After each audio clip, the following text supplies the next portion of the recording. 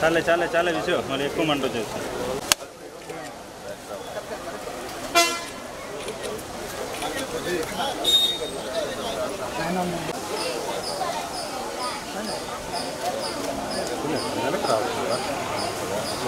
లేదు కూర్చో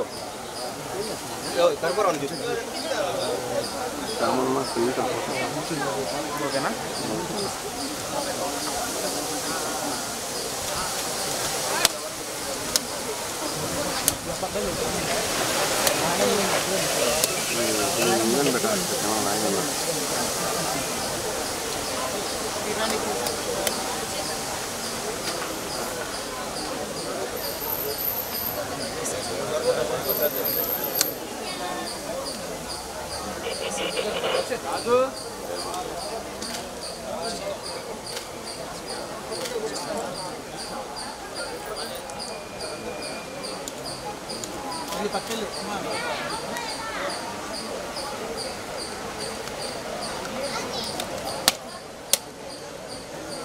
ఢిల్లీ వెనక పక్కన వెనక్కి రా చూసుకోవాలి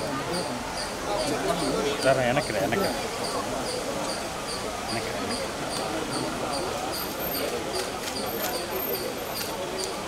గోవిందా చెప్పండి మేడం. గోవిందా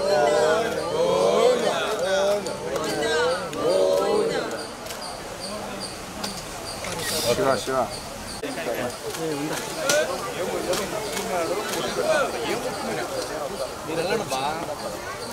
మేడం మాట్లాడు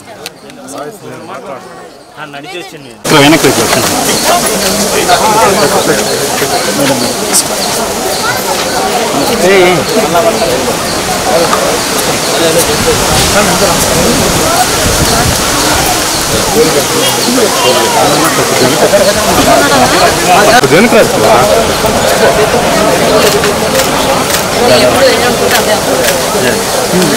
ఫుల్ ఫ్రేమ్ రాని ఒకసారి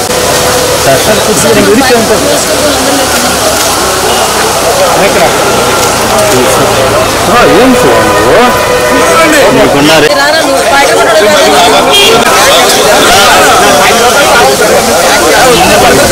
జరుకో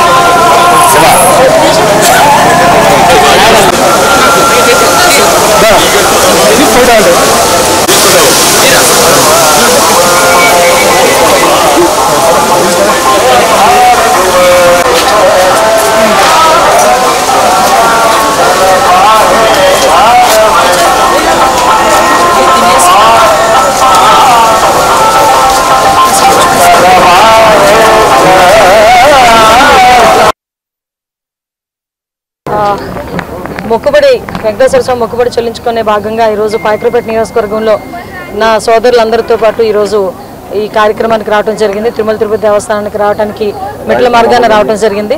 మెట్ల మార్గాన వస్తున్నప్పుడు కూడా ఎప్పుడు కూడా అంటే గోవింద నామస్మరణతో ఎప్పుడు కూడా ఉండే ఈ వెంకటేశ్వర స్వామి ఆలయం ఎప్పుడు కూడా పూజా కార్యక్రమాలతోని ఆధ్యాత్మిక చింతనతోనే ఎప్పుడు ఉండాలి తప్పించి రాజకీయంగా ఎప్పుడు కూడా దీన్ని కలంకితం చేయకూడదనే ఉద్దేశంతోనే నేను ఏ రోజు కూడా బయట రాజకీయాలు మాట్లాడను అని చెప్పి చాలా క్లియర్గా చెప్పాను. కొండ మీద రాజకీయాలు మాట్లాడనని కూడా చెప్పాను.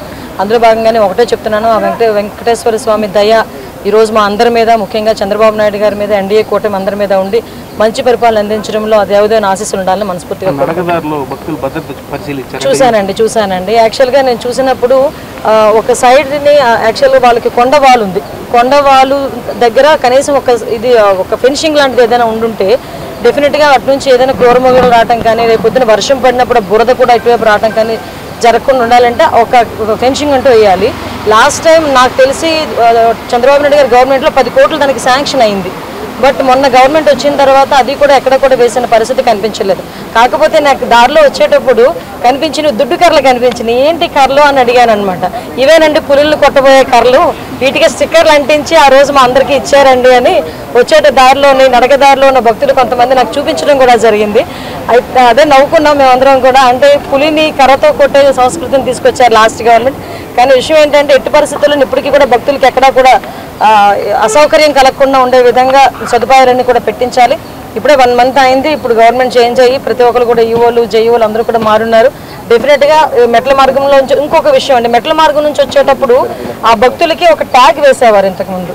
ఆ ట్యాగ్ ఉండడం వల్ల భక్తులు నడక మార్గం నుంచి వచ్చిన భక్తులకి తొందరగా దర్శనం అయ్యడానికి కూడా ఆస్కారం ఉండేది. నేను అక్కడ పరిశీలించి ఆ ట్యాగ్ వేసే సిస్టమ్ కూడా లేదు ఈరోజు. సో ఇవన్నీ కూడా మళ్ళీ పునరావృతం చేయాలి. మళ్ళీ అవన్నీ కూడా ఇంప్లిమెంట్ చేస్తేనే భక్తులకి ఎక్కడా కూడా ఇబ్బంది లేకుండా ఉంటుంది. ఎందుకంటే ఆ దేవదేవుని వెంకటేశ్వర స్వామి ఆలయంలో చిన్న దర్శనం చాలు అనుకుని కొన్ని వేల కిలోమీటర్ల నుంచి ఇక్కడికి వచ్చిన తర్వాత మెట్ల మార్గం నుంచి వచ్చినప్పుడు కూడా ఎటువంటి అసౌకర్యం కలగకూడదు. అట్ ద సేమ్ టైం దర్శనంలో కూడా ఎటువంటి ఇబ్బంది కలగకుండా చూసుకునే బాధ్యత కూడా గవర్నమెంట్ తీసుకుంటుందని మీకు ఈ రకంగా తెలియజేస్తాను. యాక్చువల్గా ప్రెజర్ ఉంది అని చెప్పేసి అతను కనిపించట్లేదు అన్నారు. ఎన్డీఆర్ఎఫ్ బృందాలు అన్నీ కూడా చుట్టుపక్కల ప్రాంతాలన్నీ కూడా ఎత్తుకుతున్నారండి.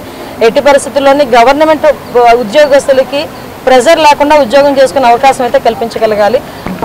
అది నిన్న సీఎం మన చంద్రబాబు నాయుడు గారు కూడా వాళ్ళ కుటుంబ సభ్యులతో కూడా మాట్లాడడం జరిగింది. ఏమీ కాకూడదనే కోరుకుంటున్నాం. ఏమైనా ఆ కుటుంబానికి ప్రభుత్వం తరపున సహాయ సహకారాలు అందిస్తాం.